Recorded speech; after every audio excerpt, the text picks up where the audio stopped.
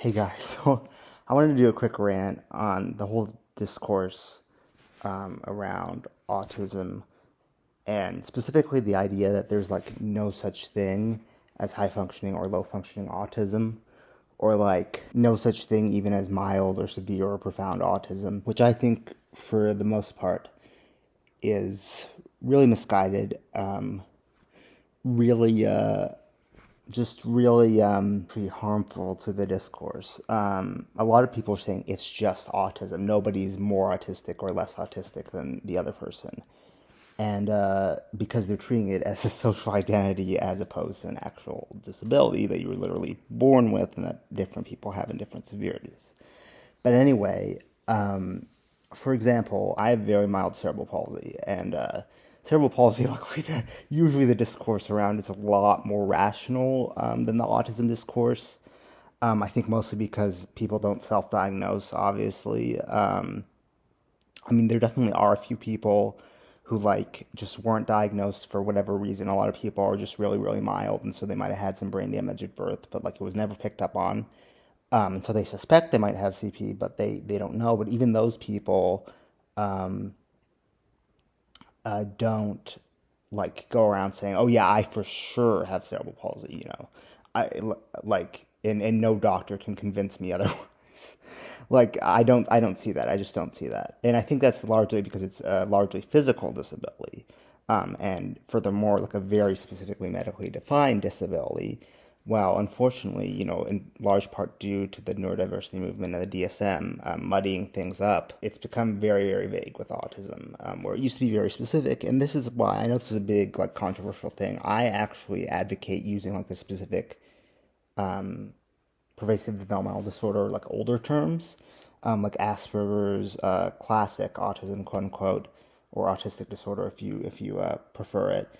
There's PDD NOS, which is kind of a vague label, but it's kind of like a catch-all for the people who don't meet the other diagnoses. CDD, which is very, very severe, very, very genetically based, and very, very rare, but it's still considered an autistic disorder.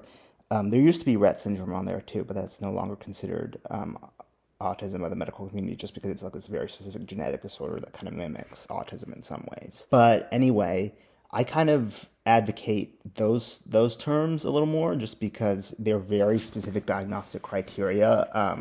They're very rarely, except maybe for Asperger's syndrome, self-diagnosed. Most professionals, if you went, back in the day when that was used, know specifically what that is.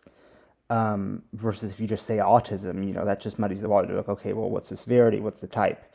And if you even dare to ask now what's the severity, what's the type, people get offended. And that goes back into the high functioning versus low functioning thing.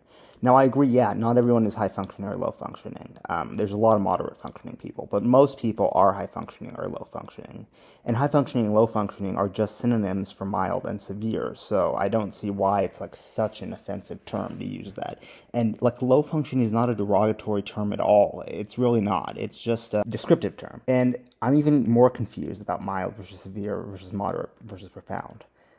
Because those are like a lot less vague than say high functioning or low functioning. Like you know what you're talking about generally. I mean, there's a lot of obviously there's a lot of range. Like I mean, I definitely have mild autism, but I'm technically considered a level two, which is a whole. I'll go into the levels later. I think the levels were a mistake too, largely. But anyway, like mild versus moderate versus severe versus profound. What's wrong with that? Especially when we use terms like that for cerebral palsy or pretty much any other disability for that matter. We use it for intellectual disability.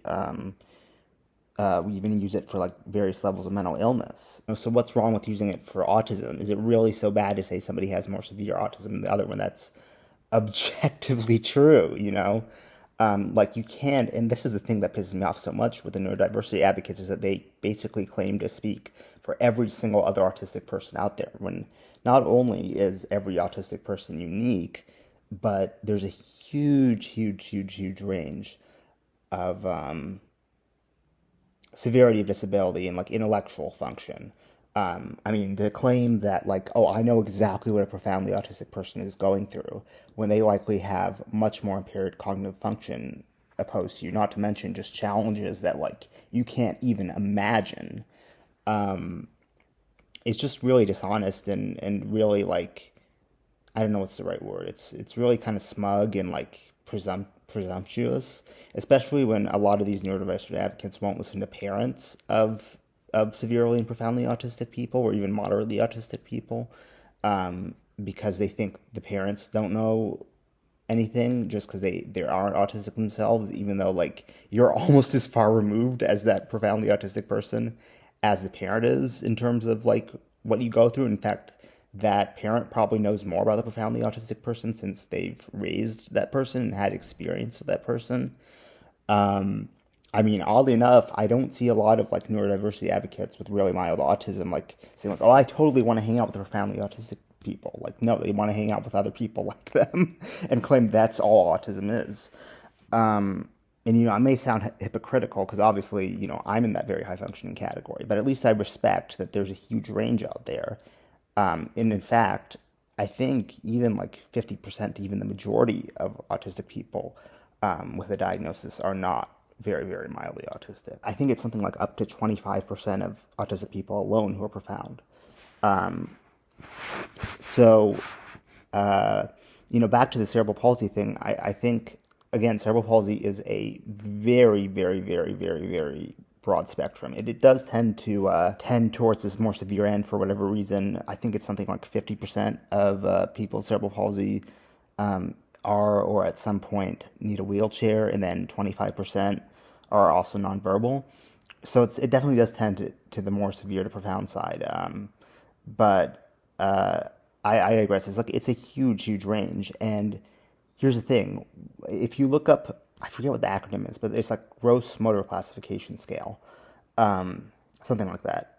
There's this very specific scale that's been widely vetted by doctors specializing in cerebral palsy and specialists that basically determines your mobility range, your motor skills, roughly based on abilities if you have cerebral palsy. Like, for example, I'm at a level 1, so that's obviously the very, very mild, but if you go all the way to level 5, those are the people who are completely reliant on a wheelchair.